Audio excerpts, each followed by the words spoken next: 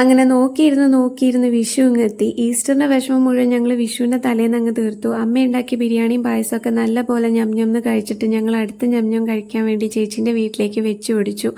പോകുന്ന വഴിക്കാണ് ഈ ഒരു തുണിക്കട കണ്ടത്. പിന്നെ ഒന്നും നോക്കിയില്ല, ഇവിടെ ഇറങ്ങി കാശിക്കും കൗശിക്കിനും 2 ഡ്രസ്സ് എടുത്തു. ഇവർക്ക് ഡ്രസ്സ് നോക്കിക്കൊണ്ടിരിക്കുന്ന സമയത്താണ് ഞാൻ ചുരിദാർ സെക്ഷനിൽ നല്ല കളക്ഷൻസ് കണ്ടത്. എനിക്കാണെങ്കിൽ ഈ ഡ്രസ്സെല്ലാം കൂടെ കണ്ടപ്പോഴത്തേന് ഈ കടയടക്കം എടുത്തുകൊണ്ട് വീട്ടിൽ പോയാലൊന്നുണ്ടായിരുന്നു. ഞാനാണെങ്കിൽ ഇതൊക്കെ ചിന്തിച്ചുകൊണ്ടിരിക്കുന്ന സമയത്താണ് അവിടുത്തെ പയ്യൻ പറയുന്നതോ യൂട്യൂബ് ചാനലുണ്ടോ, എന്നാൽ പിന്നെ സബ്സ്ക്രൈബ് ചെയ്യാമെന്ന് പറഞ്ഞുകൊണ്ട് എനിക്ക് അവിടെ നിന്ന് ഒരു സബ്സ്ക്രിപ്ഷനും കിട്ടി. ഇനി നിങ്ങളോട് ഞാൻ സത്യമായിട്ടൊരു കാര്യം പറയട്ടെ, ഈ പിള്ളേരെയും കൊണ്ടൊക്കെ നമ്മൾ കടയിൽ പോകുന്ന സമയത്തുണ്ടല്ലോ, മിനിമം ഒരു 10 പേരെങ്കിലും നമ്മൾ കൂടെ കൊണ്ടുപോകണം. കാരണം എനിക്ക് ചേട്ടനും 2 പേരെ മാനേജ് ചെയ്യാൻ പറ്റുന്നേ ഉണ്ടായിരുന്നില്ല. ഇവരാണെങ്കിൽ ഈ തുണിയെല്ലാം കൂടെ കണ്ടപ്പോഴത്തേനും ആകെ കൺട്രോൾ പോയി. ഇതെല്ലാം കൂടെ വാരിപ്പെറുക്കണോ ചവിട്ടിക്കൂട്ടണോ എന്നും പറഞ്ഞുകൊണ്ട് ഫുൾ അലമ്പായിരുന്നു.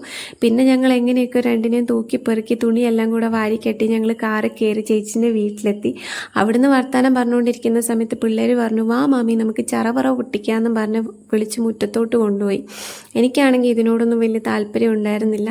എന്താണെന്ന് ചോദിച്ചു കഴിഞ്ഞാൽ ഞാനിപ്പം പറയുകയാണെങ്കിൽ നല്ല പേടിയാണ്, വേറെ ഒന്നുമല്ല. പിന്നെ ഞാനത് പിള്ളേരെ മുന്നിൽ നിന്ന് കാണിച്ചില്ല. ഞാൻ വലിയ ജാടിയൊക്കെ ഇട്ട് പിള്ളേർക്ക് മോട്ടിവേഷനൊക്കെ കൊടുത്ത് മാറി ഇന്ന് വീഡിയോ എടുത്തു. ഇതൊക്കെ കാണാൻ ഭയങ്കര ഇഷ്ടമാണ്. പക്ഷേ ഈ സത്യം പറഞ്ഞു കഴിഞ്ഞാൽ ഈ കമ്പിത്തിരി പോലും പിടിക്കാൻ എനിക്ക് പേടിയാണ്. കാരണം ഇതിങ്ങനെ തെറിക്കുന്ന സമയത്ത് എൻ്റെ കൈ വിട്ടു പോവും.